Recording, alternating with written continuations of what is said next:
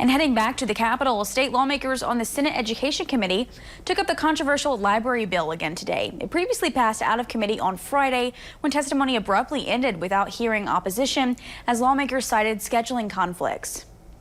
That bill, authored by State Senator Heather Cloud of Turkey Creek, aims to address debate in libraries across the state over content for children and teens. The bill looks to codify definitions for sexually explicit content, as well as create a tiered library card system for all parish libraries. Supporters of the bill argued the bill is about protecting children and giving parents power in the decision-making process. Meanwhile, the opposition argued the changes are unnecessary and put an undue burden on libraries. Access does not mean library cards. I have parents who want these books out of the library because they don't want adults to have access. Because what if my child goes in the adult section? If your child is in the library by itself, or their self, sorry, they probably have a phone, in which case my library is the least of your problems.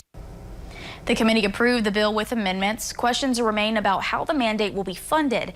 As it now stands, the cost for changes will come out of each library's savings account. The estimated cost is $15,000 to $30,000.